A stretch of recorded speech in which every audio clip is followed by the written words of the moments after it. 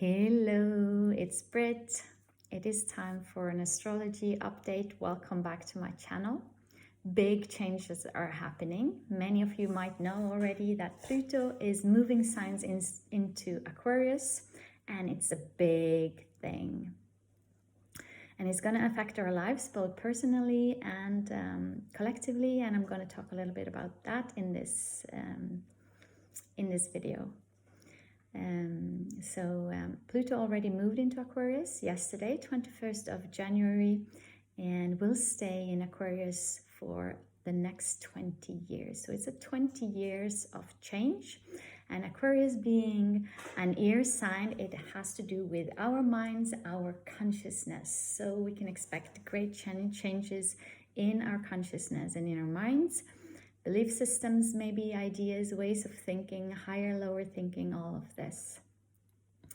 So first, a quick recap of Pluto in Capricorn since 2008. I have talked about this in my very early videos, and you might have experienced that the area of your life that is ruled by Capricorn has been forever transformed. I am a Capricorn myself. Not everybody gets the pleasure of having a visit from Pluto on their sun sign during their lifetime, as Pluto, it takes Pluto around 250 years to move around all the zodiac signs. So now if you're in Aquarius, you're going to feel it more, but all of us will be affected because we all have Aquarius somewhere in our horoscopes. So back to the Capricorn thing, Pluto in Capricorn, this area of your life that is ruled by Capricorn, you may have experienced loss, death, disease, changes. You may have seen lies come to the surface, and we have seen this both collectively but also personally. Capricorn represents the old, so the old world and its structures has crumbled.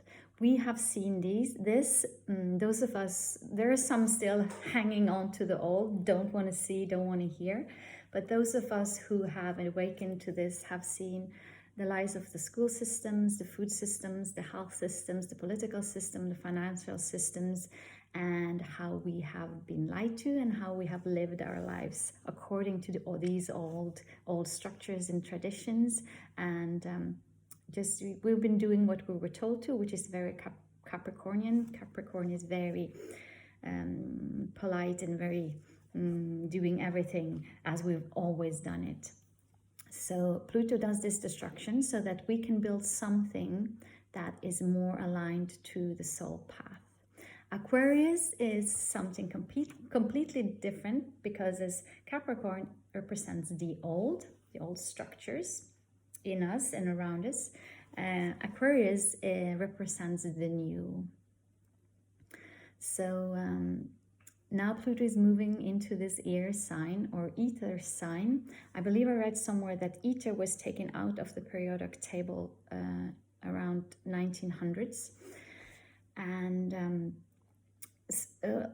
like I said, it takes Pluto around 250 years to come back to the same point in the zodiac as... and this means that we have to go back all the way to around 1770s. And what happened then? Yes, we had the big revolutions. Revolution is Aquarius, the French Revolution and the American Revolution. So this is the power of Pluto in Aquarius. So power is Pluto, and the people is Aquarius. So power to the people could be a theme of this period we're going into. Aquarius is also about our minds and our consciousness, like I said. So we have to ask ourselves, are we ready for a big, deep transformation, Pluto, of our minds and our consciousness? This might have changed, but I've heard we are using only up to 10% of our brain's capacity. So we can ask ourselves if Pluto will help us tap into our genius minds. Aquarius is genius, and our psychic powers, which would be Pluto. I also recently heard a study from NASA. Not that I trust NASA in any way, shape, or form, but in one of their studies, they confirmed that 98% of us are born as creative geniuses. This is very Aquarian. Aquarius is genius. It's the crazy professor. It is the image I see in my mind is the professor of the Back to the Future movie. Those of you who have lived long enough to remember that one. Back to the Future. This is also a very Aquarian topic. So this study of NASA says that 90% of us are born with creative genius levels. That is all of us, including you and me. But at the age of 34, only 2% of us have kept their creative genius levels. So we have to ask ourselves, what happens on the way to 31? Why do we lose our creative genius capacities? So what happens? Well, we go to school and they make us obedient citizens, trained not to think so much for ourselves. And I was also watching Matilda, the musical, with my daughter here, and we love musicals. And in this musical, we see the rise of the Aquarius, the power of the minds, our psychic and creative powers, and the revolution of the people. In this movie, it was the students and their fight against the evil, the principle. So, and it also shows how much schools are indoctrinating children to behave and obey, so that they will be, easy to control. So Aquarius is different from this, or Aquarius is freedom, as it is shown in this movie. It is freedom to the people, and Pluto is change. Another thing that caught my attention is that on the 15th of January, the period of Kali Yoga was supposed to end. So Kali Yoga is, according to Hinduism, the fourth and the worst of the 4 yugas or world ages. It is ruled by ignorance, darkness, and devastation. And this is a lot of what we see going on around us. So ending on the 15th of January, according to some sources, well hidden, we are now entering the golden age, or the well-known age of Aquarius. So from now, your Pluto will be more Aquarian-like. It's more ear, it's more mind, it's consciousness. And yes, are we ready to be transformed, Pluto, in our minds, Aquarius? There are some choices to be made. Choices are Pluto when it comes to our mind, because the AI technology is full speed, warp speed into our lives. And this is new technology which is very much Aquarian, artificial intelligence, and we have to make some careful decisions, Pluto, when it comes to these new inventions, as this may be the shadow side of Pluto. What if artificial intelligence takes over human intelligence?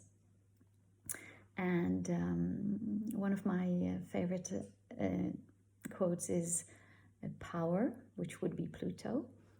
Without love is evil. So power without love is evil. And I guess artificial intelligence can never come from the heart, never from love. So how can we use and how can we misuse this power of artificial intelligence, and who uses and misuses it? For example, the nanotech, the chipping of animals and humans. And yes, so we have to take some really, really careful choices here when we choose the next 20 years ahead. And alongside this, we will also see other Aquarian healing methods, like sound healing, light healing. So more and more we will discover the power of sound and also of light, and how that can be beneficial for us humans. Yeah, so some of the keywords that I have written down is this. Pluto is the great destructor. It is death and rebirth. It is powers. It is lies, shadow sides, and our desires. It has to do with transformation. It's going deep into the psyche. It is about our will and our willpower. And it is about psychology and deep spirituality. It is the caterpillar becoming a butterfly in search for true spiritual value. It is a transformation to the better, power and control. Is about power and control, and the need for power and control is destroyed by Pluto. Pluto is a healer. So it's not doing this to be evil, to destroy our lives. It is doing this to heal us and to align us more with our spiritual and soul values. Pluto is a healer, a giver of health, spiritual and physical, and of enlightenment. Pluto takes away what holds us back, also whatever prison in our minds and belief system. It takes away what holds us back and is no longer aligned. Pluto governs death or a cessation of old ideas. Ideas be Capricorn, and old emotions. So it is like a rebirth of ourselves and the way we're thinking. Whereas Aquarius is hope, healing, inspiration. It's new technology. It is about the future. It's about the people, the new. Aquarius is higher consciousness into your personal lives. Age of Aquarius is liberty, equality, brother and sisterhood, harmony, community. It is when a civilization goes through a leap, a quantum leap of consciousness or in consciousness. It is going from slavery, Capricorn, to total liberation. A friend of mine posted this on his Instagram, and I kept it because I thought this is really summoning Pluto in Aquarius. Pluto in Aquarius could be redefining power. What is power? Power is your peace is power. Your grace is power. Your gratitude is power. Your compassion is power. Your truth is power. So this was my contribution to the Pluto in Aquarius. I hope you liked it. If you would like a personal astrology reading, please contact me. And to finish the reading, let's pick a card. We have a couple of minutes. So asking for the highest, most beneficial information coming through to sum up this Pluto in Aquarius. Let's see. Yes, here it is. Gratitude. So that's a really good one, since we already said your gratitude is power. Let's read it.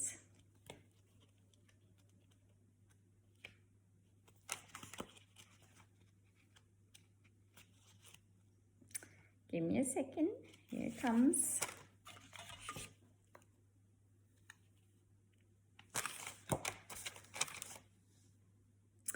If you are struggling to make ends meet or experiencing challenging times in your career or business, you may overcome the present difficulty through gratitude.